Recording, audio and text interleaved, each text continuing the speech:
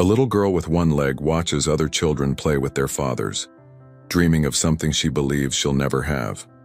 Living in poverty with her struggling mother, she faces her 7th birthday with a heart full of longing. In a moment of desperate hope, she makes a call that will shatter the carefully constructed walls of a CEO's perfect life. What dark secret has been buried for 7 years? And what happens when innocence collides with power, forcing a man to confront the truth he never knew existed? Before this story begins, subscribe to the channel and type Amen in the comments. A beautiful piece of good news may come your way very soon. And don't forget to tell us where you're watching from. Your opinion matters to us. The September morning sun filtered through the thin curtains of the small apartment on Maple Street, casting gentle shadows across 7-year-old Charlotte's face as she stirred awake. Today was different from every other morning. Today, she turned 7. The little girl with golden blonde hair pulled back in a simple ponytail sat up slowly, her eyes immediately falling on the pair of silver crutches leaning against her bedside table, her constant companions since the amputation 4 years ago. Charlotte had been born with a severe bone condition affecting only her right leg. By the time she was 3, the doctors had made it clear the leg had to go or the condition would spread. Her mother, 33-year-old Victoria Hayes, had held her daughter through every tear, every nightmare, every moment of doubt. They'd survived on Victoria's 2 jobs, cleaning offices at night and waitressing during the day. But survival was all it ever was. There were no extras, no luxuries, just love and determination in a cramped 2-bedroom apartment where the heating sometimes failed and the refrigerator hummed too loudly. "Happy birthday, sweet angel," Victoria whispered, appearing in the doorway with a tired smile that couldn't quite hide the dark circles under her gentle brown eyes. Her auburn hair was pulled back hastily, and she still wore her waitress uniform from the night shift. In her hands, she carried a small cupcake with a single flickering candle. Charlotte's face lit up despite the familiar ache in her chest, the one that always appeared on her birthday. "Thank you, Mama," she said softly, her voice carrying that particular sadness that broke Victoria's heart every year. "Make a wish, baby." The little girl closed her eyes tight. Through the thin walls, she could hear the Morrison family next door, Mr. Morrison's deep laugh as he probably chased his kids around, the sound of a father being present. Charlotte had made the same wish for 4 years now, ever since she was old enough to understand what she was missing. She wished for a father. Someone who would teach her to ride a bike even with one leg. Someone who would carry her on his shoulders and make her feel like she could touch the sky despite being anchored to the ground by crutches. She blew out the candle. "What did you wish for?" Victoria asked, though she already knew. She always knew. "Nothing, Mama. Just nothing." Victoria's heart crumbled a little more. She'd told Charlotte the story so many times it had become their painful truth. Charlotte's father had died before she was born. A car accident, sudden and tragic. Victoria had learned long ago that some lies were necessary for survival, and this one had protected them both from an even more painful reality. The day passed in the quiet rhythm of their modest life. Victoria had managed to scrape together enough for a small birthday cake from the discount bakery and a used bicycle she'd found at a yard sale. It was pink with white streamers on the handlebars, and when Charlotte saw it, tears streamed down her small face. Not tears of joy, but of frustration and longing. "Mama, I can't ride this," she said, her voice breaking. "I only have one leg. I need someone to teach me. I need a daddy like the other kids." Victoria knelt down, pulling her daughter close. "I know, baby, I know, and I'm so sorry. But you're the strongest, most amazing little girl in the whole world. We'll figure it out together, okay?" But Charlotte couldn't be consoled. She'd watched the children in the park all summer, watched as fathers ran beside their children's bikes, hands ready to catch them, voices full of encouragement. She'd seen the bond, felt its absence like a physical wound deeper than the one where her leg used to be.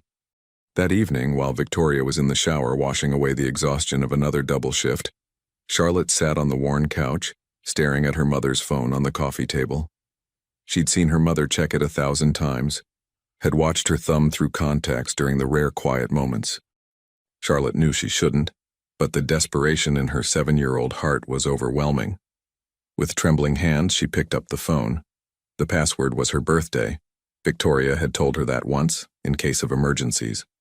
Charlotte's fingers moved slowly. 0915. The phone unlocked. She scrolled through the contacts with her small finger, her heart pounding. Most were names she recognized. Aunt Rachel, Dr. Peterson, the landlord Mr. Chang. But then she saw it. Emergency contact. JH. Just initials, no name. Charlotte had never noticed it before. Her chest felt tight as she pressed the call button. Part of her didn't even know what she was doing or who she was calling. But 7 years of longing, 7 birthdays without a father, 7 years of watching other children live the life she dreamed of. It all came pouring out in that moment. The phone rang once, twice, 3 times. Then a deep, authoritative voice answered. Hello? Charlotte's breath caught. She hadn't thought this through. The voice wasn't familiar, but it was masculine and somehow commanding. Before she could lose her nerve, the words tumbled out in a desperate rush. Daddy, if you're listening to me, I just wanted to have you with me just once to teach me how to ride a bike. There was silence on the other end. Complete, shocking silence. Charlotte's heart hammered in her small chest. Who is this? The voice finally asked, and there was something in it now. Shock, confusion, maybe even fear. I'm Charlotte, she whispered. And today's my birthday, I'm 7. And I don't have a daddy and I just wanted. Her voice broke into sobs. 43-year-old Jonathan Hendricks stood in his downtown office, 30 floors above the Seattle streets, staring out at the city he'd conquered through sheer will and ruthless business acumen. His company, Hendricks Technologies, was worth billions. He had everything: power, money, respect. What he didn't have was whatever this phone call represented. His mind raced. A little girl, calling him daddy, on a number he'd set up 7.5 years ago as an emergency contact for. Victoria. The name hit him like a physical blow. Victoria Hayes. The woman he'd loved with a passion that terrified him nearly 8 years ago, when he was 35 and she was 25. The woman who'd disappeared from his life without explanation, leaving only a brief note. I can't do this. Please don't look for me. He'd been devastated, but he was also practical. He'd respected her wishes, thrown himself into building his empire, convinced himself he'd moved on. But he'd never removed her emergency contact from his phone. Some small, secret part of him had always wondered, always hoped she might call. But this? A child? Charlotte. He repeated slowly, testing the name on his lips. Where's your mother? In the shower. I shouldn't be calling, but I wanted a daddy so bad and Mama says mine died, but I saw your number and I just thought maybe. She was crying harder now. Jonathan's hand gripped the phone so tightly his knuckles turned white. His mind was calculating, analyzing, trying to make sense of the impossible. 7 years old. Victoria had left nearly 8 years ago. The timeline. Charlotte, honey, I need you to do something for me, he said, his voice gentle despite the chaos in his mind. I need you to give the phone to your mother when she comes out, okay? Can you do that? Are you my daddy? The hope in her voice was absolutely shattering. Jonathan closed his eyes. I don't know, sweetheart, but I'm going to find out. I promise you that. He heard movement in the background, then a woman's voice. Charlotte? Who are you talking to? Then there was a sound like the phone being dropped, followed by Victoria's voice, breathless and terrified. Charlotte, what did you do? More fumbling, and then Victoria was on the line. Hello? Her voice was barely a whisper. Victoria.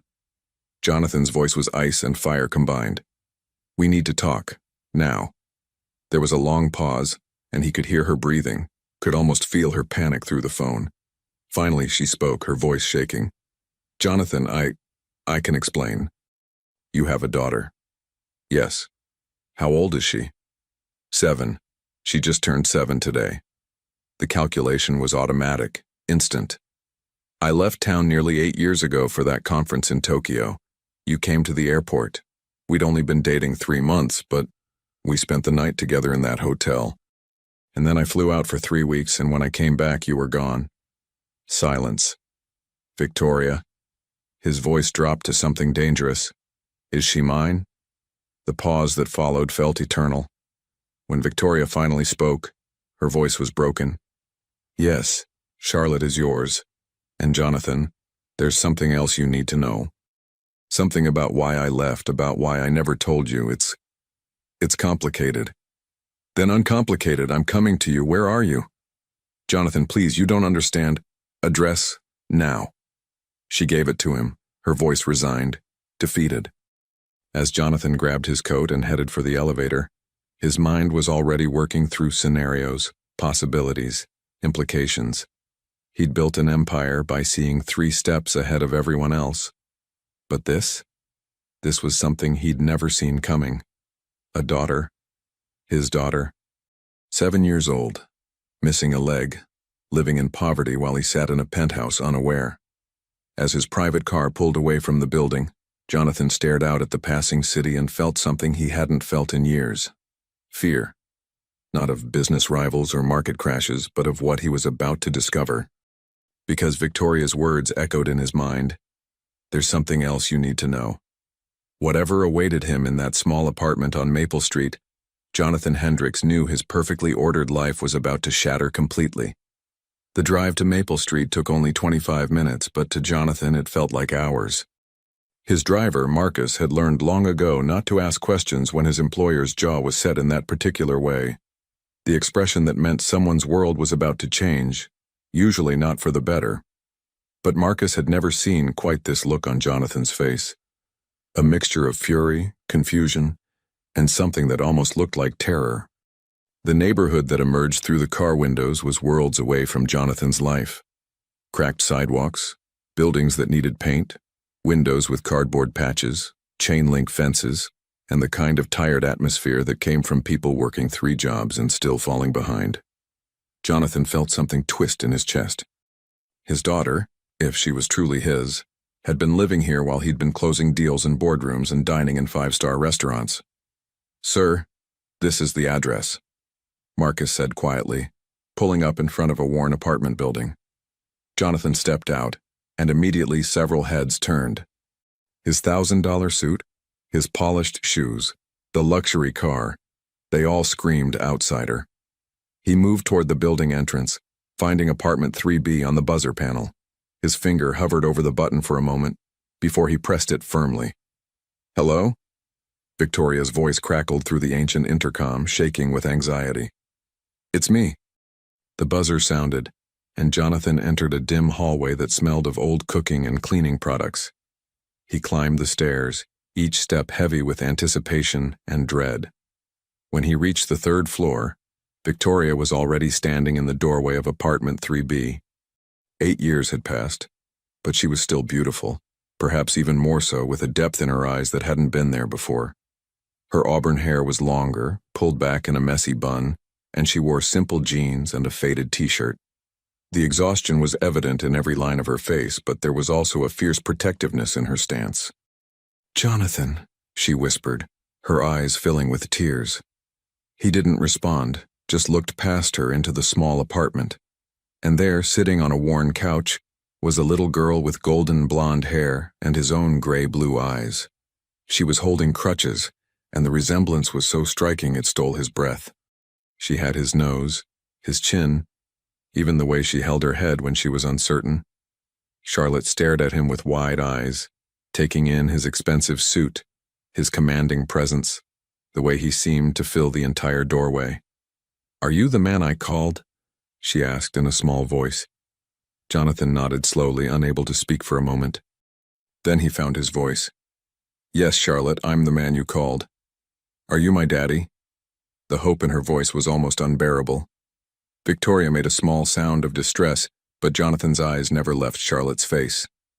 He walked into the apartment, and despite the anger burning in his chest toward Victoria, despite the questions and confusion, he lowered himself carefully to one knee in front of the couch, bringing himself to Charlotte's eye level. "I think I might be," he said gently. "Would you like that?" Charlotte nodded, tears spilling down her cheeks. "I wished for you. Every birthday I wished for you." Something broke inside Jonathan's chest. He reached out slowly, and Charlotte immediately threw her small arms around his neck, sobbing. He held her carefully, feeling the fragility of her small body, and over her shoulder he met Victoria's eyes. The look he gave her was clear. "We will talk. Soon." After several minutes, Charlotte pulled back, wiping her eyes. Do you know how to teach someone to ride a bike?" Jonathan's throat tightened. "I do. Even someone with only one leg?" He looked down at her left leg, ending at the knee, then back at her hopeful face. "Especially someone with only one leg. Because that means they're already braver than most people ever have to be." Charlotte's smile was radiant, transforming her entire face. "Mama got me a bike for my birthday. It's pink. Can I see it?" She nodded eagerly and grabbed her crutches, maneuvering with practiced ease toward a tiny bedroom. Jonathan stood, and the moment Charlotte disappeared, his expression hardened as he turned to Victoria. "Outside. Now," he said quietly. Victoria nodded, calling to Charlotte. "Sweetheart, stay inside for a few minutes, okay? I need to talk to Mr. Jonathan for a moment." They stepped into the hallway, and the moment the door closed, Jonathan's control snapped. "Nearly 8 years, Victoria. 7 years she's been living in poverty, believing her father was dead, while I had no idea she existed. Explain. Now." Victoria's face crumpled, but she forced herself to meet his eyes. "That night at the airport hotel, after you left for Tokyo, I found out I was pregnant 2 weeks later. I was terrified, Jonathan. We'd only been dating 3 months, and you were always so focused on your business, so driven. You were 35, building an empire, and I was 25, working 2 jobs just to survive. I convinced myself you wouldn't want a child, that it would ruin your plans. That wasn't your decision to make." Jonathan's voice was harsh, though he kept it low enough that Charlotte wouldn't hear inside. "I know. Don't you think I know that?" Victoria's voice broke. "But there's more, Jonathan. When I was 4 months pregnant, I found out about Charlotte's condition. The doctors told me the bone disease was severe, that she would likely need amputation, that she would need constant medical care, expensive treatments, surgeries. I looked at your life, the empire you were building, the perfection you demanded. I was 25, working 2 jobs, barely surviving. I thought you deserved the choice not to be trapped, and I couldn't bear the thought of you resenting her, or me, for ruining your perfect life." Jonathan stared at her, his jaw clenched so tight it ached. "You thought I would reject my own daughter because she had a disability? I thought you deserved the choice not to be burdened. I thought—" Victoria's voice caught. "I thought I was protecting everyone, you from a responsibility you never signed up for, and Charlotte from a father who might resent her limitations. That's the most ridiculous, insulting thing I've ever heard." Jonathan's eyes blazed. "You made assumptions about who I am, what I'm capable of feeling. You stole 7 years of my daughter's life from me based on your own fear and prejudice. I was wrong." Victoria was crying now, her shoulders shaking. "I know I was wrong. I've known it for years, but by then it was too late. How do you show up in someone's life after years and say, 'Surprise, you have a disabled daughter who lives in poverty'? I was ashamed, Jonathan. Ashamed of my choices, ashamed that I couldn't provide better for her, ashamed that every day she asked about her father and I had to lie." Jonathan turned away, his hands clenched into fists. He looked out a grimy hallway window at the street below, trying to process the tornado of emotions raging through him. Anger, yes. Betrayal, absolutely. But also, grief. Grief for all the moments he'd missed. Charlotte's first steps, or would have been if she'd had both legs. Her first words, her first day of school, her struggles with the amputation, 7 birthdays spent wishing for him. The emergency contact, he said finally, his voice flat. "Why did you keep me as your emergency contact?" Victoria wiped her eyes. "Because some part of me always hoped. I don't know. That maybe someday, if something happened to me, someone would call you. That Charlotte wouldn't be alone. I was 25 when I made that choice, Jonathan. Young, terrified, and convinced I was doing the right thing for everyone. She's been alone her entire life because of you. I know. Victoria's voice was anguished. I know, and I'll never forgive myself, but Jonathan, she called you, she found you. And now you're here, and I'm not going to stop you from being in her life if that's what you want. I'm just asking, begging, that you don't hate her because of what I did. Jonathan whirled around, his eyes fierce. Hate her? Victoria, the moment I saw her face, I knew. She's mine. Every instinct I have is screaming it. And I don't just want to be in her life. I want everything I've missed, every moment I was robbed of. Do you understand me? Victoria nodded, relief and terror mixing in her expression. What are you going to do? First, I'm going to get a paternity test, though I already know what it will say. Second, I'm going to meet with my lawyers about custody arrangements. And third, he paused, his voice dropping to something dangerous. Third, I'm going to make sure my daughter never wants for anything again. Not medical care, not stability, not opportunities. Nothing. Jonathan, please don't take her from me. I know I don't deserve her, but she's my whole world. She was my whole world too, and I didn't even know she existed. His voice rose slightly, then he controlled it with visible effort. I'm not making any decisions right now. But Victoria, you need to understand something. My daughter spent her 7th birthday desperately calling a stranger, hoping for a father. That ends today. One way or another, I'm going to be in Charlotte's life completely. Before Victoria could respond, the apartment door opened and Charlotte appeared on her crutches, her face worried. Why are you fighting? She asked, her voice small. Is it my fault because I called? Both adults immediately softened. Jonathan moved toward her, kneeling down again. No, sweetheart. This is absolutely not your fault. Your mother and I just have some things to work out, grown-up things that have nothing to do with you, okay? Are you mad at me? Never, I could never be mad at you. He reached out and gently touched her hair. Charlotte, I need to ask you something important. Would it be okay if I took a little test to make sure I really am your daddy? It doesn't hurt, just a quick swab in your mouth. Charlotte looked uncertain, glancing at her mother. Victoria nodded, her eyes still wet with tears. It's okay, baby. And after that test, Jonathan continued, would you like me to come back and visit you? Maybe bring a special bike, one that's made just for you? Charlotte's eyes went wide. Really? A bike just for me? Absolutely, and I'll teach you how to ride it, I promise. The little girl launched herself forward, nearly losing her balance, but Jonathan caught her smoothly. Thank you, thank you, thank you, she cried, hugging him tightly. Over her head, Jonathan met Victoria's eyes again. The message was clear. This conversation isn't over, not by a long shot. An hour later, Jonathan sat in his car while Marcus drove back toward downtown. A small collection tube carefully packaged beside him, containing Charlotte's DNA sample. He'd already called his private physician to arrange the fastest possible processing. In his other hand, he held his phone, staring at a photo he'd asked permission to take. Charlotte smiling, holding her crutches, with hope blazing in eyes that looked so much like his own. He made several calls in rapid succession. First, to his lawyer, Marcus Chen, whom he'd known for 15 years. Marcus, I need you to start preliminary research on custody law. I'll explain everything tomorrow, but it's urgent. Second, to his assistant, Karen. Find me the best specialist in pediatric prosthetics on the West Coast. I don't care what it costs.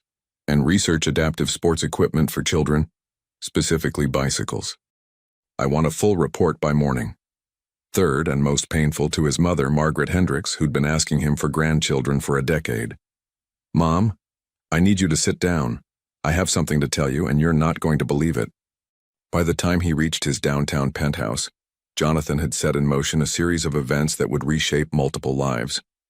But as he stood in his immaculate living room, surrounded by art worth millions and furniture that cost more than most people made in a year, all he could think about was a small apartment that smelled like cheap cleaning products and a little girl who'd spent 7 years dreaming of him. He walked to the floor-to-ceiling windows overlooking the Seattle skyline, the city lights spreading out below like fallen stars. Somewhere out there, in a neighborhood he'd never thought about before today, his daughter was going to sleep, hopefully dreaming sweeter dreams than usual.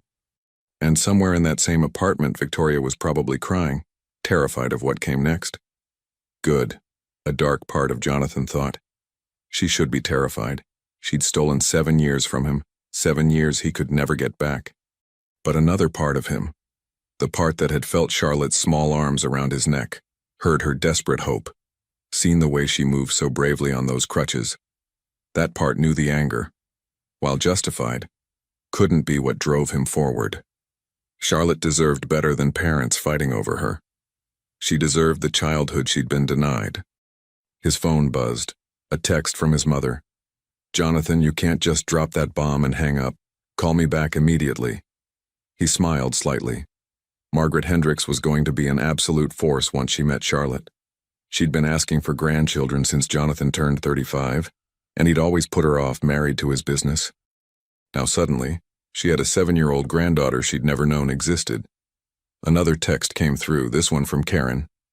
"Found the specialist. Dr. Patricia Rodriguez at Seattle Children's Hospital. Considered the best in pediatric prosthetics in the country. Also found several companies that make adaptive bikes. Do you want me to order samples?" "Order everything," Jonathan texted back. "Price is no object. I want options." As he stood there, planning and plotting the way he always did when facing a challenge, Jonathan felt something unfamiliar stirring in his chest. It wasn't just anger at Victoria, or even the fierce protectiveness he felt for Charlotte. It was something more fundamental, more primal. For the first time in his 43 years, Jonathan Hendricks felt truly needed. Not for his money, not for his business acumen, not for his power, but for himself. But a little girl had called out to the universe asking for a father, and somehow, impossibly, that call had reached him. He wasn't going to let her down. Not ever again. The paternity test results arrived 3 days later, but Jonathan had already known what they would say. The confirmation was merely a formality, a piece of paper that stated what his heart had recognized the moment he saw Charlotte's face. The test showed a 99% probability that he was her biological father. He sat in his office, the document in his hands, and felt the full weight of reality settle over him. He was a father. Charlotte was his daughter.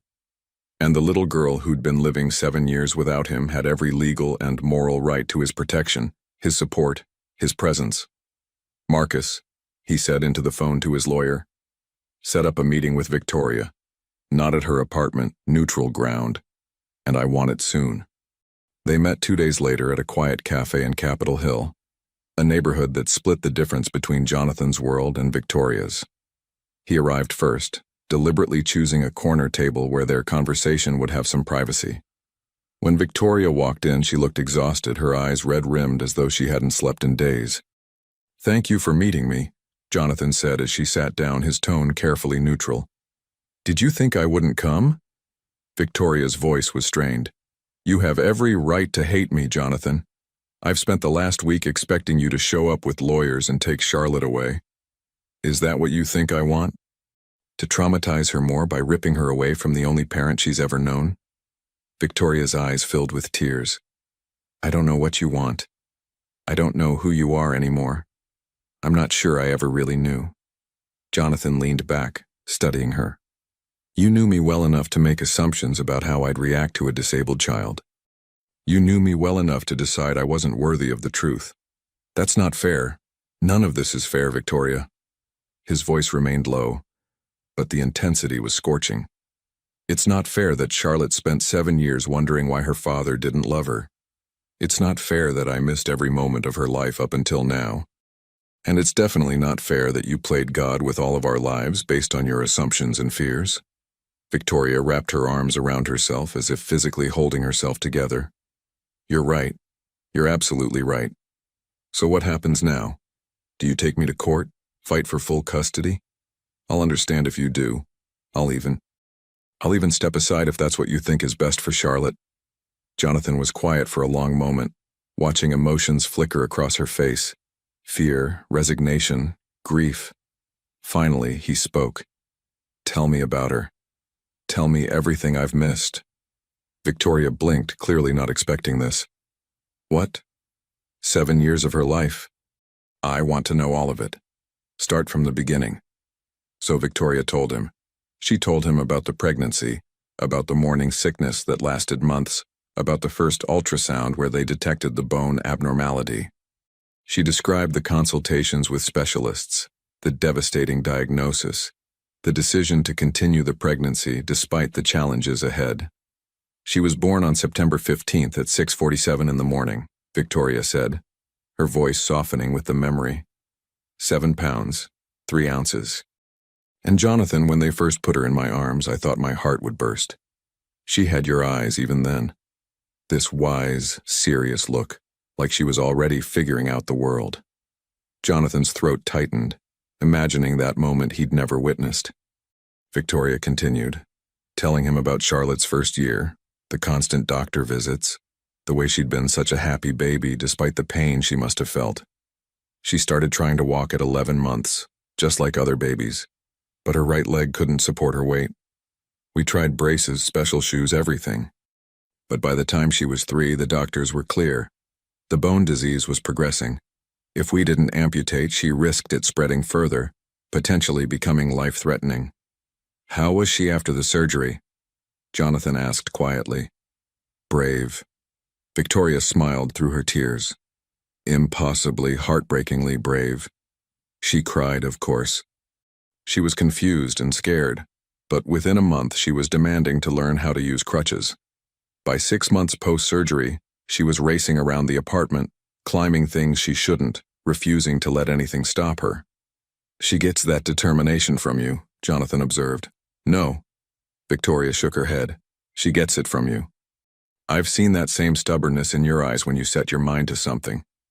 They sat in silence for a moment before Jonathan spoke again. Tell me about the hardest moments. Victoria's composure cracked further. Last year at school, she wanted to join the other kids for field day, races and games.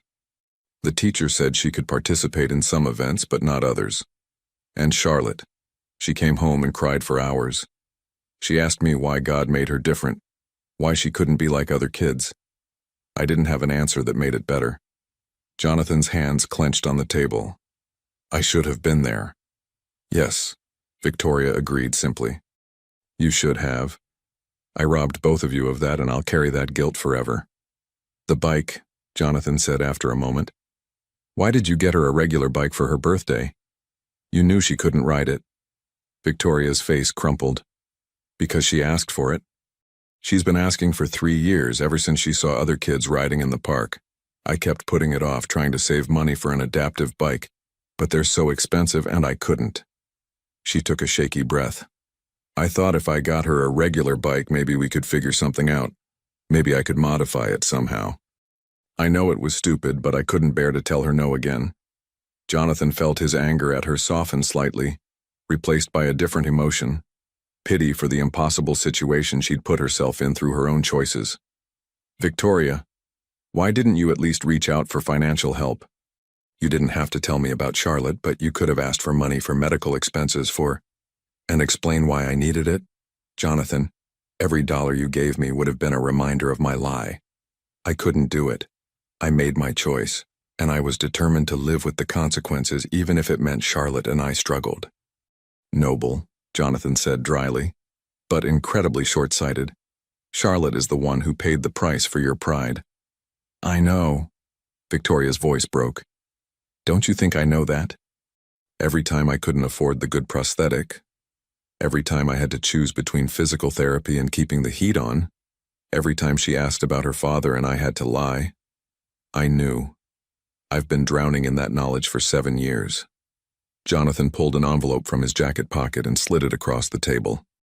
This is a check for $50,000.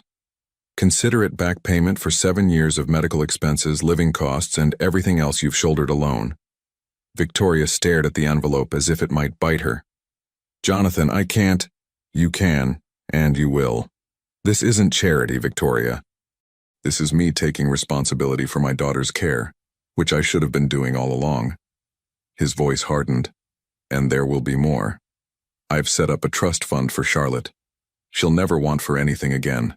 Medical care, education, whatever she needs. You're trying to take over her life. I'm trying to be her father. Jonathan's control slipped for a moment, his voice rising slightly before he caught himself. Damn it, Victoria, what did you expect? That I'd meet her once, write a check, and disappear? She's my daughter. I'm going to provide for her, protect her, be present in her life. That's not negotiable. And what about me? Victoria's voice was small. Where do I fit in this new arrangement? Jonathan looked at her for a long moment. That depends entirely on you. I spoke with my lawyer. I could fight for custody. And given that you've been keeping Charlotte from me for 7 years, I'd probably win. I have the resources to make your life very difficult if I chose to. Victoria's face went pale. But, Jonathan continued, Charlotte loves you. Despite everything, you've been a good mother to her in many ways. You've sacrificed for her, worked yourself to exhaustion for her, loved her fiercely. She deserves to have both of us in her life, not to be caught in a war between us. What are you proposing? Joint custody. We formalize it legally. Proper papers, schedules, all of it done right. I want Charlotte spending time with me regularly. I have a house with plenty of space, and I can provide opportunities you can't. But I'm not trying to replace you or erase you from her life. Victoria wiped her eyes. That's more generous than I deserve. This isn't about what you deserve, Victoria. It's about what's best for Charlotte. Jonathan's voice softened slightly. Look, I'm still angry. I'll probably be angry for a long time about what you took from me. But Charlotte needs stability, not chaos. She needs parents who can work together, not tear each other apart. I'll agree to whatever terms you want, Victoria said quietly. I just want her to be happy. Good, because there's something else. Jonathan pulled out his phone and showed her a photo. This is Dr. Patricia Rodriguez. She's the top pediatric prosthetic specialist in the country. I've already made an appointment for Charlotte next week, and this, he swiped to another image, is an adaptive bike designed specifically for children with one leg. I've ordered one in pink, Charlotte's size. Victoria stared at the images, tears streaming down her face. Jonathan, I'm also enrolling her in an adaptive sports program at Seattle Children's Hospital. They have everything: swimming, cycling, rock climbing. She'll be with other kids who have similar challenges, and she'll have professional guidance. I can't afford any of that. You don't have to. I'm covering all of it. Jonathan leaned forward. Victoria, I'm not doing this to make you feel inadequate or to show off my wealth. I'm doing this because Charlotte deserves every opportunity, and I have the means to provide them. Can you put your pride aside and accept that? Victoria nodded slowly, overwhelmed. I don't know what to say. Say you'll work with me. Say you'll stop keeping secrets that affect our daughter. Say you'll let me be the father Charlotte deserves even though I'm starting 7 years late. I will. I promise. Victoria reached across the table, her hand hovering near his. Jonathan, I know I don't have the right to ask, but thank you. For not punishing Charlotte because of my mistakes. For being better than I gave you credit for being. Jonathan didn't take her hand, but his expression softened fractionally. Charlotte called me that day, asking for a father to teach her to ride a bike. I intend to be exactly that. A father who shows up, who doesn't give up, who proves to her that she's worth everything. I can't change the past 7 years, but I can make damn sure the next 7 are different. They finalized the details over the next hour. Custody schedules, financial arrangements, communication protocols. Jonathan's lawyer would draft formal documents, but they both agreed that their first priority was telling Charlotte the truth in a way she could understand. She needs to know I'm really her father, Jonathan said. Not just some man who showed up, and she needs to understand that her father didn't die, that he just didn't know about her. How do we explain why I never told you? Victoria asked, fear evident in her voice. Carefully, with language appropriate for a 7-year-old. Jonathan considered for a moment. We tell her the truth, that her mother was scared, that sometimes adults make mistakes, but that now we're fixing those mistakes together. We don't make you the villain in her story, but we also don't lie to her anymore. Victoria nodded, grateful for his restraint even as she recognized she probably didn't deserve it. That Sunday they told Charlotte together in Victoria's apartment. Jonathan had brought the adaptive bike which sat in the hallway, a pink and silver marvel of engineering with a specialized support system and training configuration. Charlotte sat on the couch between them, her crutches leaning nearby, looking between them with wide, uncertain eyes. "Am I in trouble?" she asked. "No, sweetheart," Victoria said gently. "We just have some important things to tell you." Jonathan took a deep breath. "Charlotte, do you remember when you called me on your birthday? And you asked if I was your daddy?" She nodded silently. "Well, we did a special test to make sure, and it turns out I am your daddy. For real." Charlotte's eyes went huge. "Really? You're really my daddy?" "I really am." Jonathan's voice was thick with emotion. "And I'm so happy to be your daddy." "But," Charlotte's face scrunched up in confusion. "Mama said my daddy died before I was born. Did you undie?" Despite the gravity of the situation, both adults nearly smiled at the innocent question. Victoria spoke carefully. "Honey, I need to tell you something, and I need you to know that I'm very sorry. Your daddy didn't die. I told you that because I was scared and I made a bad choice. The truth is, your daddy didn't know about you. I didn't tell him, and that was wrong of me. Why didn't you tell him?"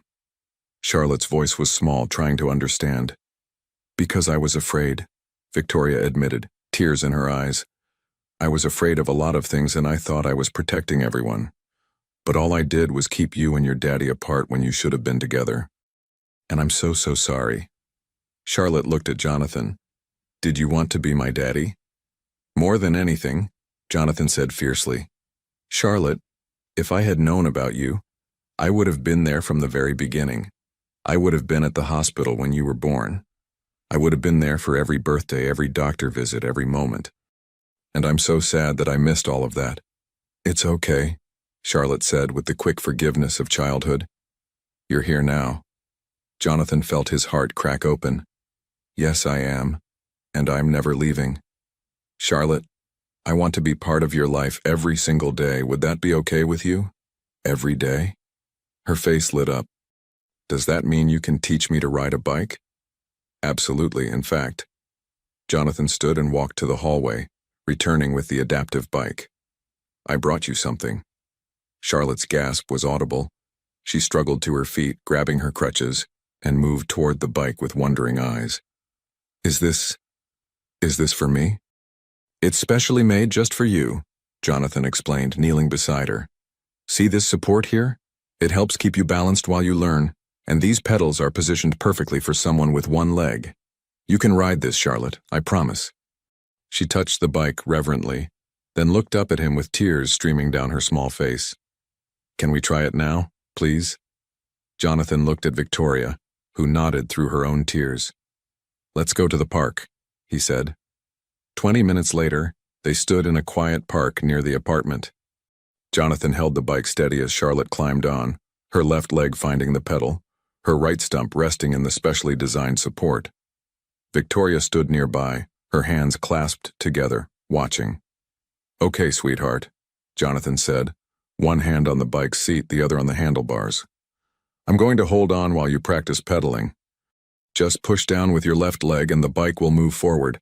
I've got you, I won't let you fall." Charlotte pushed tentatively, and the bike moved forward a few inches. She squeaked with surprise and delight. "That's it, again." They moved forward slowly, Jonathan jogging beside the bike, his hands steady and sure. Charlotte pedaled with increasing confidence, her face transforming with joy. "I'm doing it!" she cried. "Daddy, I'm doing it!" Daddy. The word hit Jonathan like a physical force. She'd called him Daddy naturally without prompting, as if it was the most normal thing in the world. His vision blurred with tears even as he kept his hands steady on the bike. "You're doing great, Charlotte. You're amazing." They went around the park's path 3 times, and by the end, Jonathan had loosened his grip significantly, letting Charlotte feel more of the bike's movement herself. When they finally stopped, Charlotte's face was flushed with exertion and happiness.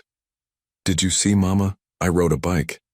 Victoria was openly crying now, but smiling.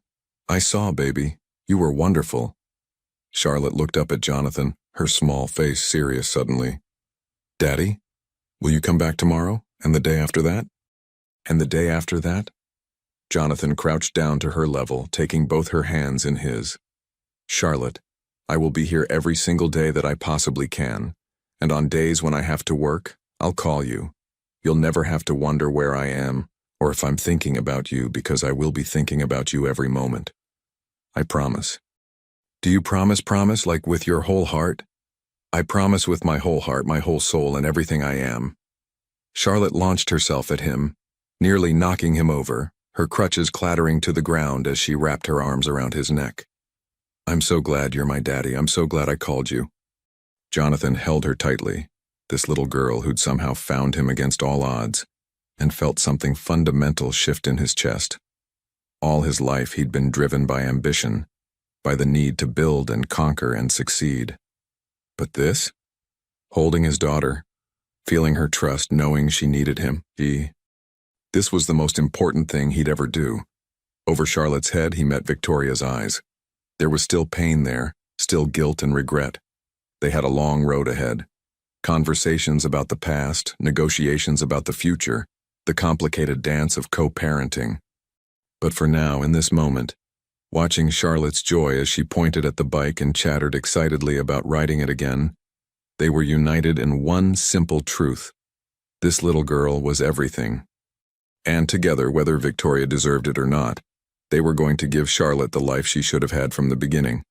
A life filled with love, opportunity, and two parents who would move heaven and earth to see her smile. The following weeks unfolded like a dream Charlotte had never dared to fully imagine. Jonathan kept his promise, showing up every single day unless business absolutely demanded otherwise, and even then, he rearranged his entire schedule to minimize absences. He'd arrive at the apartment on Maple Street each morning at 7 o'clock, bringing fresh pastries from the bakery Victoria could never afford, sitting with Charlotte while she ate breakfast before school. Tell me about your homework, he'd say, genuinely interested in her second-grade assignments. Charlotte would light up, chattering about her teacher, Mrs. Patterson, about the stories they read, about the art project she was working on. Victoria watched these interactions with a mixture of gratitude and heartbreak. Jonathan was everything she'd been too afraid to believe he could be: patient, attentive, completely devoted to Charlotte's happiness. 3 weeks after their park day, Jonathan arrived with news that would change everything again. He waited until Charlotte was at school before sitting down with Victoria at her small kitchen table. I've been thinking about living arrangements, he began carefully. Victoria's stomach dropped. Jonathan, please. He held up a hand. Just hear me out. Your lease here is month to month, correct? And you're working 2 jobs, barely making ends meet, in a neighborhood that's not exactly safe. Charlotte deserves better. You both do. If you're about to offer to pay for a better apartment, I'm not offering to pay for an apartment. I'm offering something different. I have a house in Mercer Island, 8 bedrooms. Far too much space for one person. I want you and Charlotte to move in with me. Victoria stared at him. Move in with you? The house has a separate wing that could be entirely yours and Charlotte's. Your own bedrooms, a private living area, complete independence if that's what you want. But Charlotte would be in a safe neighborhood, with access to the best schools, and I'd be there every day. No more rushing across town in traffic to see her for an hour. Jonathan, people would talk. They'd assume. I don't care what people assume. This isn't about us, Victoria. It's about giving Charlotte stability and opportunity. Victoria's mind raced. The practical part of her knew he was right. The apartment was cramped. The neighborhood had seen 3 break-ins in the past month, and she was exhausted from working constantly, yet never having enough. I need to think about it. Take your time. But Victoria, Charlotte asked me yesterday why she couldn't live with me like she lives with you. She wanted to know why she had to say goodbye every night. How do I explain to her that adult pride is keeping her from having what she wants? That evening, Victoria raised the subject with Charlotte. Sweetie, your daddy has a really big house with lots of rooms, and he thought maybe we could go live there. What do you think? Charlotte's face transformed. Really? We could live with Daddy in a house? Would you like that? Yes. Would I have my own room? Would Daddy be there when I wake up? Yes to all of those things. Then yes, yes, yes.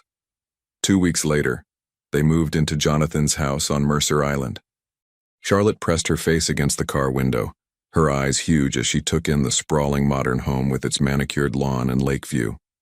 "This is where Daddy lives?" she whispered. "This is where we're all going to live," Victoria corrected. Jonathan was waiting at the front door. The moment the car stopped, Charlotte scrambled out with her crutches. "Daddy, this house is like a castle." He laughed, scooping her up. "Wait until you see your room." Charlotte's room was painted soft lavender, her favorite color. There was a canopy bed with gauzy white fabric, bookshelves stocked with books, a desk with art supplies, and a reading nook with soft cushions and fairy lights. But what made Charlotte burst into tears was the wall of photos. Pictures from her life interspersed with new ones of her and Jonathan. "Do you like it?" Jonathan asked, suddenly uncertain. Charlotte couldn't speak. She just threw her arms around his waist and held on tight. That night, they ate pizza straight from the box in Jonathan's formal dining room. Charlotte chattered non-stop about her new room, about school, about everything. Later, after Charlotte was in bed, Jonathan waited for Victoria with 2 glasses of wine. To new beginnings, and to Charlotte getting the life she deserves. Victoria accepted the glass. They sat in silence before Jonathan spoke. "Can I ask you something? Did you ever plan to tell me? If Charlotte hadn't made that call, would I have ever known?" Victoria felt the question like a knife. "I don't know. I told myself maybe when she was 18. But honestly, I was a coward. I might have taken the secret to my grave." His jaw tightened. "That would have destroyed her eventually. I know. I hate myself for it. If she hadn't been brave enough to make that call, but she did. Charlotte saved us all." She refused to accept the story she'd been told. Jonathan set down his wine. "Which is why we need to talk about her medical care. I've scheduled an appointment with Dr. Rodriguez for next week. She's going to evaluate Charlotte for a new prosthetic, something more advanced." "How much will that cost?" "It doesn't matter. Whatever Charlotte needs, she gets. No questions, no limits." Over the next month, life settled into a new rhythm. Charlotte flourished in ways that broke and healed Victoria's heart simultaneously. She'd wake each morning and move quickly with her crutches to Jonathan's room to wake him up. They'd have breakfast together before Jonathan drove Charlotte to school. Afternoons belonged to Victoria, but evenings were Jonathan's time, practicing on the bike, reading books, playing games. One evening, Victoria found them in Jonathan's study. Charlotte sat on his desk while Jonathan showed her something on his computer. "This is what Daddy does at work," he explained, pointing to graphs. "We make technology that helps people, and these numbers show how many we've helped this year." "That many? That's a lot of people." "It is. And someday, if you want, you could help even more people. You could be anything you want, Charlotte. A doctor, a teacher, an engineer, anything.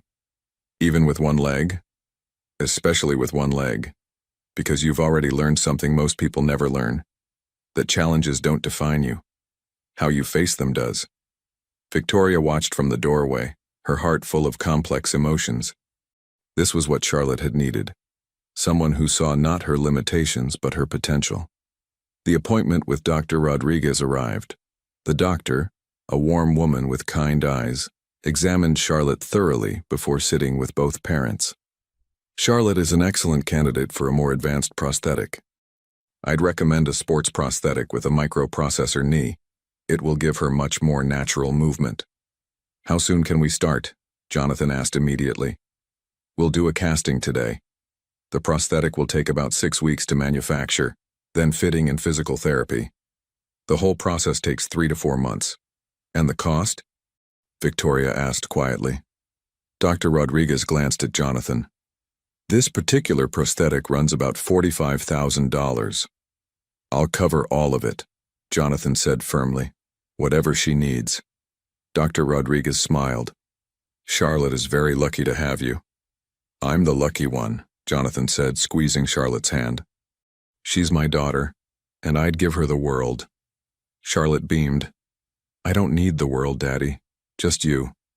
On the drive home, Charlotte fell asleep in the back seat. Jonathan and Victoria sat in silence until Victoria spoke softly. "She's different now, happier, more confident. She always had that potential. She just needed someone to believe in her completely. You're saying I didn't believe in her? I'm saying your guilt and fear colored everything. Charlotte felt that.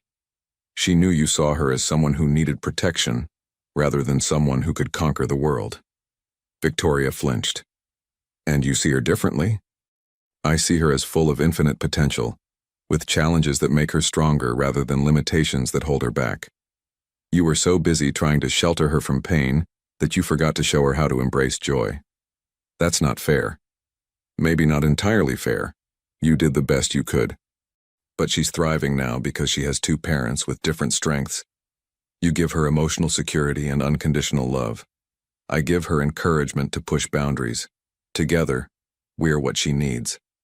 Victoria absorbed this. I'm still trying to figure out how to not resent you. You sweep in and suddenly you're the hero, fixing everything I couldn't fix. I was 25, alone, terrified. I made terrible choices, but they were the only ones I could see at the time. Jonathan sighed. I'm not trying to make you feel that way. I'm just a father who missed 7 years and is trying to make up for lost time. Yes, I have resources you don't, but that doesn't diminish what you did. Keeping her alive, keeping her safe, loving her through everything. I kept her from you. I can never make up for that. No, you can't. But you can be the mother she needs going forward. Can you do that? I'm trying. Then that's enough. Later that night, Victoria found Jonathan in his study. Can I ask you something? Do you think Charlotte will ever forgive me? Truly? Jonathan considered carefully. I think children are remarkably forgiving. Right now, Charlotte is so happy to have both of us that she's not thinking about what she missed. But someday she might have questions, might feel anger. The best thing you can do is not let guilt drive your parenting. Love her, be present, and trust that the relationship you build now will be strong enough. What about you? Will you ever forgive me? Jonathan's expression hardened. I honestly don't know. Some days I'm grateful just to have her. Other days I think about everything I missed and I want to shake you and demand to know how you could do that to us. I'm so sorry. I know you are. Maybe someday that will be enough. For now, we focus on Charlotte. Everything else is secondary. Charlotte's voice drifted through the door. Mama, are you awake? Victoria went to Charlotte's room. What is it, sweetie? Charlotte sat up in bed. I just wanted to say thank you. For what? For calling Daddy, even though you were scared. You let him come into our lives and now everything is better. We're a family now, a real family. Victoria's heart cracked. Charlotte was thanking her for something she hadn't done. It was Charlotte's bravery. But she could give her daughter this gift. The belief that both parents had wanted this. I love you so much, Charlotte. I love you too, Mama. And I love Daddy. We're the luckiest family ever. As Victoria returned to her room, she realized something profound. Charlotte had not just found her father. She'd given all three of them a chance at redemption. Jonathan from loneliness, Victoria from guilt and fear, and herself from a childhood of believing she wasn't complete. 7 years old and already wiser than both parents combined. 3 months later, on a crisp December morning, Charlotte stood in Dr. Rodriguez's clinic wearing her new prosthetic leg for the first time. The sophisticated microprocessor knee gleamed under the lights, and Charlotte stared down at it with awe and trepidation. It feels weird, she announced, gripping the parallel bars. That's normal, Doctor, Rodriguez assured her. Your brain needs to learn how to work with the leg, but you're strong, balanced, and determined. I have no doubt you'll master this. Jonathan stood to one side, his heart in his throat. Victoria was on the other side, hands clasped tightly. The physical therapist, Sarah, positioned herself in front of Charlotte. Okay, Charlotte, just stand for now. Feel the leg taking some of your weight. Charlotte stood there, both feet flat on the ground for the first time in 3 years. Tears streamed down her face. Does it hurt? Victoria moved forward. No, I'm standing like a regular kid. Jonathan turned away, his own eyes wet. The simple joy in her voice was almost unbearable. Over the next hour, Charlotte took her first steps with the prosthetic. They were halting and uncertain, with Sarah supporting her. But they were real steps, walking without crutches, without hopping, just walking. By the session's end, Charlotte had walked the length of the parallel bars 3 times. She was exhausted, sweating, and grinning. "How do you feel?" Dr. Rodriguez asked. "Like I can do anything," Charlotte breathed. As they left, Charlotte insisted on walking to the car even though it took much longer. Jonathan and Victoria walked beside her, ready to catch her if she stumbled. "Look, Daddy, I'm walking, really walking." "I see that, sweetheart. You're amazing." In the car, Charlotte chattered excitedly, but then her expression turned serious. "Daddy, can I ask you something?" "Always. There's a Christmas dance at school next week. Father-daughter dance. Would you come with me? And dance with me?" Jonathan's voice was thick. "Charlotte, I would be honored. We'll practice every day this week." That week, every evening, Jonathan and Charlotte practiced in the living room. He'd put on music and hold her hands, teaching her basic steps, encouraging her when she stumbled, celebrating every success. Victoria would watch from the doorway, her heart full of complicated emotions. The night of the dance arrived. Charlotte wore a new red velvet dress Jonathan had taken her shopping for. The school gymnasium was decorated with paper snowflakes and twinkling lights. "What if I fall? What if everyone stares?" Charlotte whispered. Jonathan knelt to her level. "Charlotte, you are the bravest person I know. You've overcome more than most of these people will face in their entire lives, and if you fall, then we'll get up together and keep dancing." She nodded, squaring her shoulders. "Okay, Daddy." They walked onto the dance floor, and Jonathan placed one hand on Charlotte's waist, holding her other hand. A slow song played, and they began to move. Charlotte concentrated intensely, watching her feet, but after a moment she looked up and smiled. "I'm doing it, Daddy." "You absolutely are." People were watching, but Jonathan ignored them, focused entirely on his daughter's face, on the joy radiating from her. "Thank you for being my daddy," Charlotte said suddenly. "Thank you for teaching me to ride a bike and to dance and to be brave." Jonathan's throat closed. He whispered, "Thank you for calling me that day. Thank you for finding me." They danced through 3 songs before Charlotte needed a break. They sat eating cookies, and Charlotte introduced Jonathan to her friends and their fathers. One father, Robert, approached. "Your daughter is remarkable. The way she carries herself, you should be very proud." "I am. More than I can express." "How long have you been a single father?" Jonathan was about to correct him when he saw Victoria enter the gymnasium, late from her shift. She'd changed into a simple dress and was scanning the crowd. When she spotted Charlotte, her face lit up with love and pride. "Actually, I'm not raising her alone," Jonathan said. "Her mother is incredible. Everything Charlotte is, every ounce of courage she has, came from her mother first." Robert followed his gaze to Victoria. "That's wonderful that you two can co-parent so effectively." Victoria made her way across the gymnasium. Charlotte spotted her and actually ran, stumbling slightly but running to show her everything. Victoria hugged her daughter, her eyes finding Jonathan's over Charlotte's head. He raised his glass of punch in a small salute. She smiled hesitantly back. They weren't perfect. They weren't in love. They barely trusted each other most days. But they were building something important, a life for Charlotte that was stable and overflowing with love from both sides. Later that night, after Charlotte fell asleep still wearing her dress, Jonathan and Victoria sat in the shared sitting area. For once, the silence wasn't uncomfortable.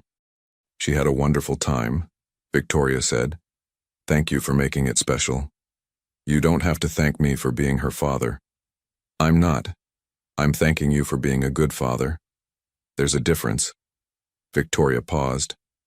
"I saw the way you looked at her on that dance floor, like she was the only person in the world." In that moment she was. Victoria nodded, then took a deep breath. "Jonathan, I need to say something. I know I can never make up for the 7 years I stole. I know saying I'm sorry won't change anything. But watching you with Charlotte has taught me something. I was wrong about everything. Wrong about you. Wrong about what you'd be capable of. Wrong about what Charlotte needed. You've given her confidence and joy and possibilities I never could have provided alone. She wiped her eyes. And I'm trying very hard not to be jealous, not to resent that she lights up when you come home. I'm trying to be grateful instead. But it's hard to realize I was the obstacle in my daughter's happiness all along. Jonathan was quiet, processing. Victoria, Charlotte doesn't love you less because she also loves me. That's not how love works. You gave her 7 years of devotion. She knows that. What I give her is different, but it's not better. It's complementary. That's generous. It's true. Charlotte needs both of us. He leaned forward. But I need to say something too. I'm still angry. I don't know if that anger will ever go away, but I'm trying to channel it into being the best father I can be. For Charlotte's sake, I'm trying to forgive you. Are you succeeding? Some days more than others. But tonight, watching Charlotte dance, seeing her so happy, tonight I'm grateful that despite everything, we ended up here. The path was broken, but the destination is incredible. Victoria smiled through tears. She is incredible, isn't she? She's extraordinary, and she's ours, both of ours. Let's never forget that, both. The weeks leading up to Christmas were magical. Jonathan took Charlotte to see the Nutcracker, and Charlotte whispered that someday she'd dance on stage like that. He didn't tell her it was impossible.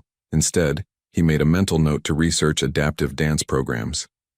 On Christmas morning, Charlotte woke early and ran to wake both parents, insisting they come downstairs together. Under the tree were carefully chosen presents from both Jonathan and Victoria. Charlotte opened each gift with explosive joy. Art supplies, books, a special doll with a prosthetic leg, new clothes, adaptive sports equipment. But the gift that made her cry was a photo album chronicling the past 4 months with a note. To Charlotte, the daughter who brought us all together. Love, Mom and Dad. Dad? Charlotte whispered, touching the word. You wrote Dad. That's what I am. Is that okay? Charlotte launched herself at him, then reached for Victoria, too. This is the best Christmas ever. My first Christmas with a real family. Over Charlotte's head, their eyes met. This was the family they'd created from broken pieces. I love you both so much, Charlotte said. Promise me we'll always be together. We promise, they said in unison, and meant it. And that afternoon, Jonathan's mother, Margaret, arrived for dinner. She'd met Charlotte twice before, but this was the first major family gathering. Margaret swept Charlotte into a hug. My granddaughter. Do you know how long I've waited for you? Charlotte giggled. I'm only 7, Grandma. I've been here the whole time. Well, now that I've found you, I'm never letting you go. Later, Margaret pulled Jonathan aside. She's wonderful, and you're good with her. Natural. Neither did I know I had that in me, Jonathan admitted. And Victoria? What's the situation? Complicated. We're co-parenting. Margaret raised an eyebrow. Jonathan, I've watched you two all day. The way you move around each other, communicate without words, both orient around Charlotte's needs. That's not just co-parenting. That's partnership. Mom, Victoria made choices that hurt me deeply. I can work with her for Charlotte's sake, but I'm not saying you should fall in love with her. I'm saying you already have more than most married couples achieve. Whether you acknowledge that is up to you. The day after Christmas, Jonathan received a call from his executive team. There was a crisis with a major client requiring him to fly to New York immediately. I can't, he said automatically. It's Charlotte's winter break. I promised. Jonathan, this contract is worth $200 million. Then we lose it. Find another way. I'm not leaving my daughter. There was stunned silence. Jonathan Hendricks never chose family over business. They found another way. The client agreed to video conferences. The deal stayed intact. And Jonathan kept his promise. Charlotte noticed. Daddy, if you need to work, I need to be with you more than I need to work. You're my priority, Charlotte. Always. She hugged him tight, and Jonathan realized he'd spent 43 years building an empire, but this 7-year-old had taught him what actually mattered. As New Year's approached, Jonathan sat in his study reflecting on how completely his life had transformed. 12 months ago, he'd been alone in a penthouse, master of his universe. Now he lived in a house filled with laughter. He had a daughter who needed him, who loved him unconditionally, who was teaching him bravery. His phone buzzed with a text from Charlotte. "Daddy, are you still working? I miss you. Come say goodnight." He smiled and headed upstairs. Charlotte was fighting sleep. "There you are," she said. "I wanted to tell you something before the year ends." "What's that, sweetheart?" "This year everything changed. I got a daddy and a new leg and learned to ride a bike and dance, but you know what the best part was?" "What?" "That someone finally heard me. I called out and you answered. Thank you for answering, Daddy." Jonathan held her close. "Thank you for calling, Charlotte. You saved me too." "I did?" "You absolutely did. I just didn't know I needed saving until I met you." As he tucked her in, he passed Victoria in the hallway. She'd been listening, tears streaming down her face. "She's right," Victoria whispered.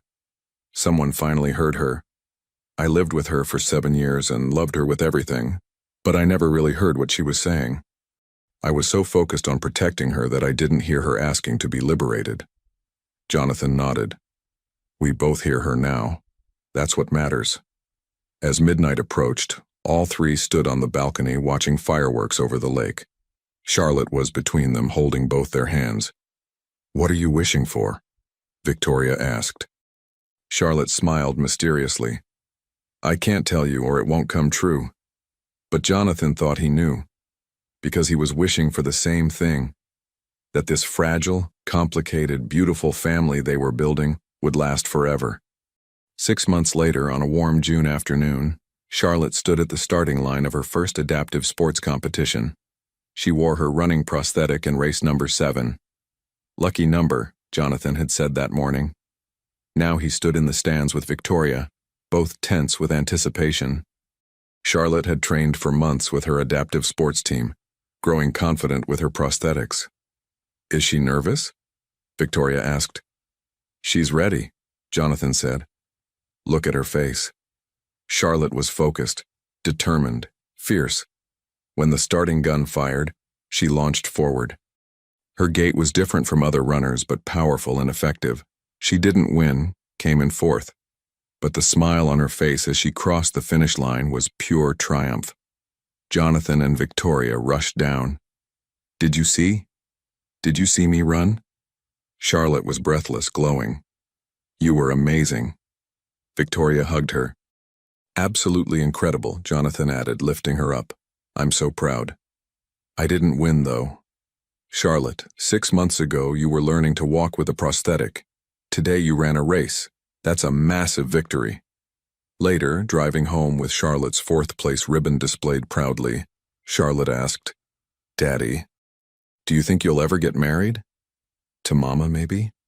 Jonathan's hands tightened on the wheel. Victoria froze. They'd carefully avoided any discussion of their relationship beyond parenting. "Why do you ask, sweetheart?" "Because at school, Emily said mommies and daddies who live together are supposed to be married. And we live together. So I thought maybe." Victoria turned to Charlotte. "Honey, your daddy and I care about each other very much. We work together really well. But being married is different. It means you love each other in a special way." Charlotte interrupted. "Don't you?" The question hung in the air. Jonathan pulled into their driveway, but no one moved. Finally, he spoke. "Charlotte, your mother and I are building something important, a family for you. We care about each other, but whether that's enough for marriage, that's complicated." "Why?" "Because," Victoria said gently, "sometimes adults hurt each other, and that hurt takes time to heal. Your daddy and I are still healing. But you could heal faster if you tried together, couldn't you?" Simple childhood logic.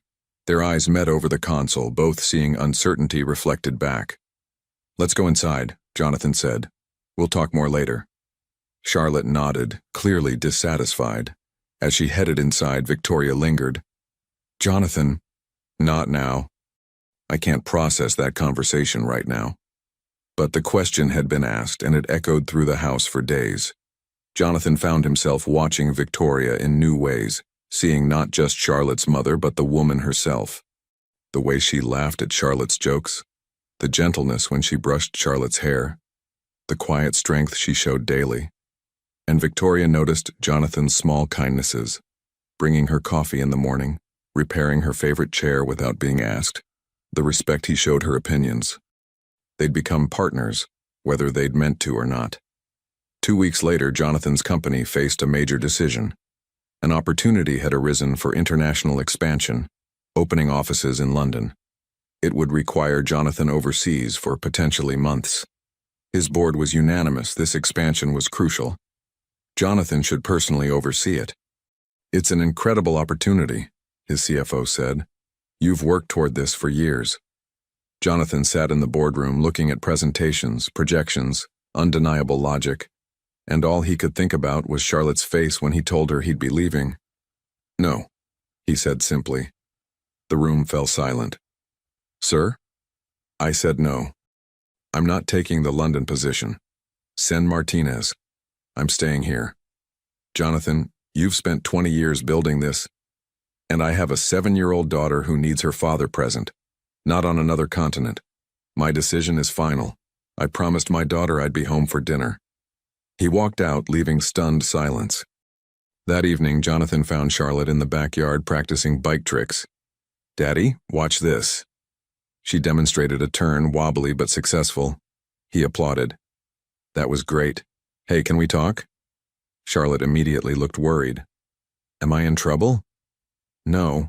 I wanted to tell you something. My company wanted me to work in London for a long time, but I said no, because I'd rather be here with you." Charlotte's eyes filled with tears. "Really? You chose me over work?" "I'll always choose you, Charlotte. Always." She threw her arms around him. Victoria watched from the kitchen window, her eyes wet. She'd heard the news from his assistant Karen, who'd called to express admiration. Victoria knew what that decision cost him. Not financially, but in terms of the empire he'd built. He'd chosen Charlotte, chosen being present over being powerful. That night, after Charlotte slept, Victoria found Jonathan on the balcony. "She told me about London, about your decision. It wasn't a hard choice." "Yes, it was. Don't diminish what you gave up." Jonathan turned. "I didn't give up anything that mattered. I chose what mattered more." Victoria stepped closer. "Jonathan, can I say something? Will you really hear it?" He nodded warily. "I've spent 8 months watching you be an incredible father, watching you transform from a workaholic CEO into a man who defines himself by his daughter's happiness, watching you be patient with me when I didn't deserve it." She paused. "And I've fallen in love with you. Not the you from 8 years ago, but the you that exists now. The father, the partner, the man who chooses his daughter over everything. I don't expect you to feel the same. I know I hurt you too deeply, but I needed you to know." Jonathan stared, expression unreadable.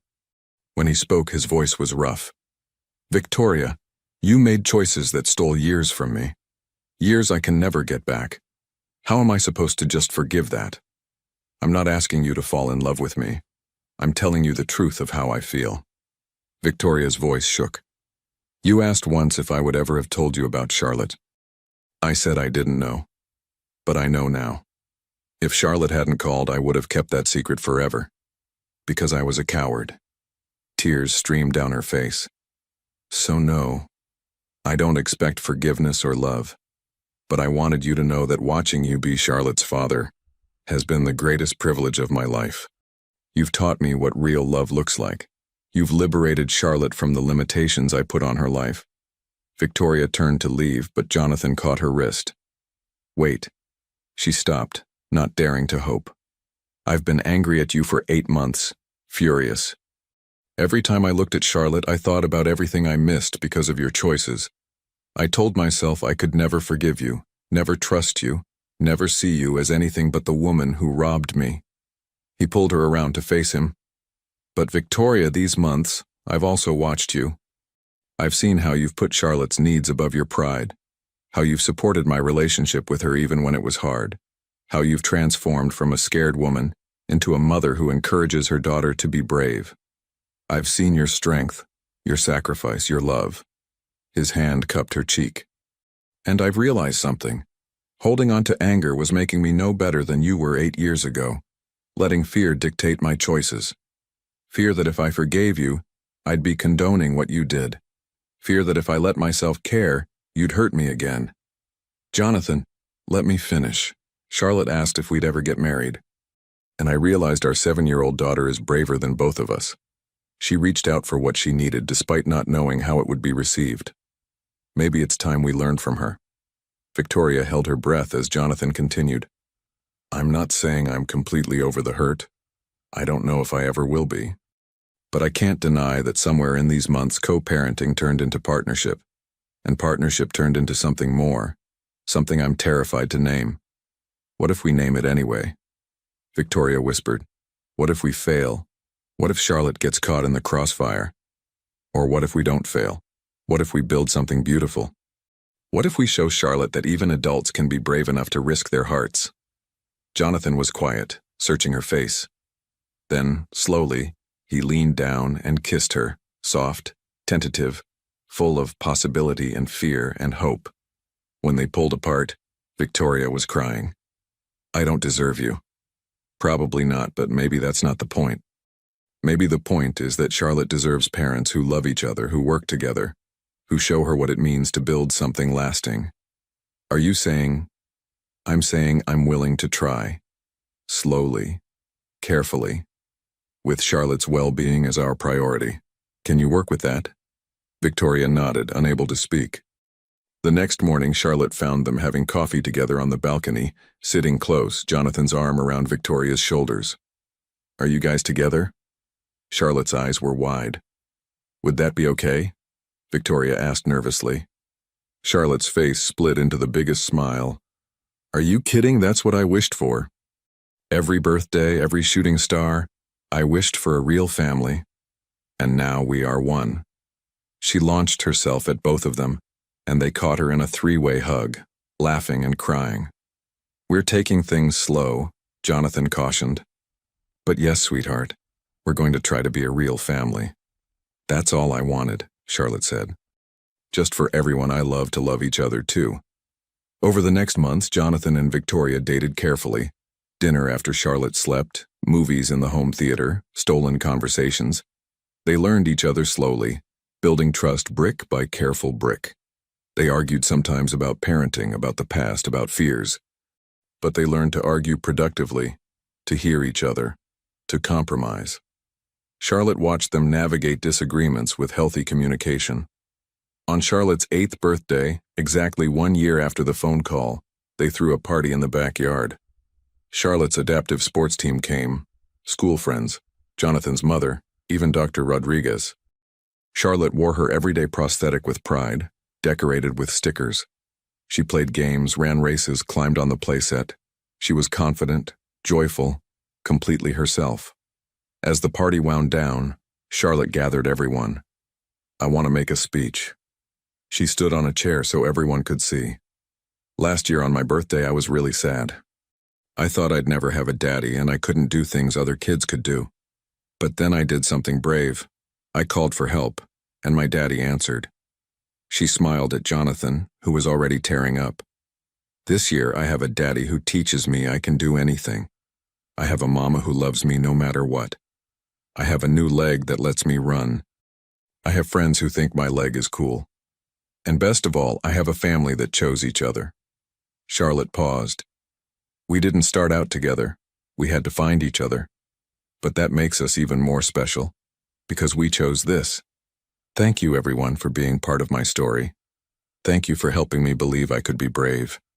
There wasn't a dry eye in the backyard. Later, after guests left and Charlotte showed her grandmother her presents, Victoria and Jonathan stood together watching their daughter. She's going to change the world, Victoria said softly. She already has. She changed mine. And mine. Jonathan pulled out a small box. Victoria's breath caught. I know we said we'd take things slow, and we have. It's been a year of learning each other, building trust, becoming a family, and I think I'm ready for the next step. If you are. He opened the box, revealing a simple but beautiful ring. Victoria Hayes, would you marry me? Would you let me be not just Charlotte's father, but your partner in every way? Would you build this life with me, officially and completely?" Victoria was crying too hard to speak, but she nodded vigorously. Jonathan slipped the ring on her finger, and they kissed while their daughter cheered from inside, having apparently been watching. "I knew it!" Charlotte shouted, running out with complete confidence. "I knew you'd get married. This is the best birthday ever."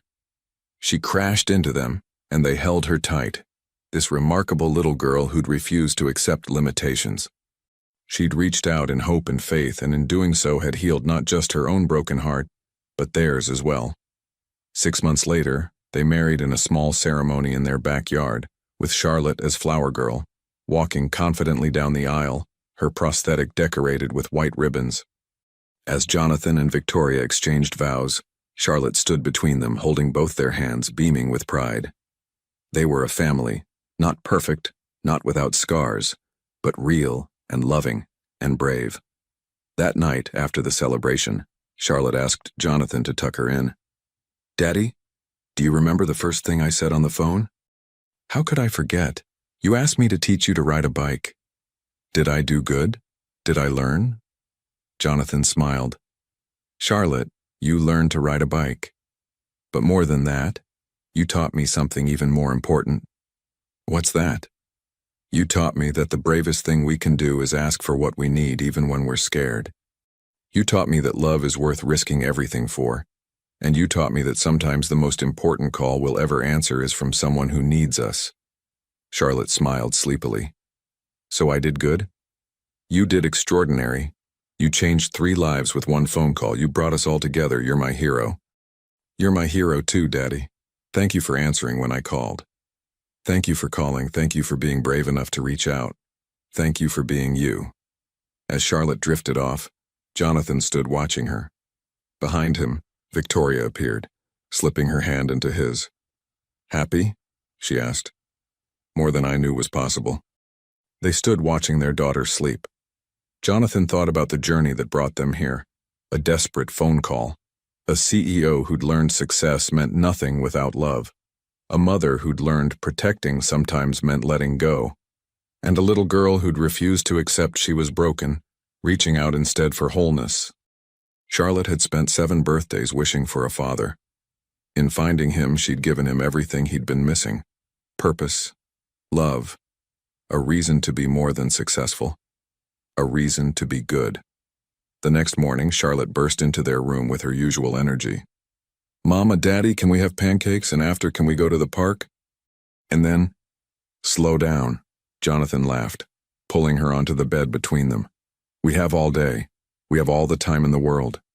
Charlotte snuggled between them, completely content. "I'm so glad I called you, Daddy. I'm so glad you're here." "Me too, baby. Me too."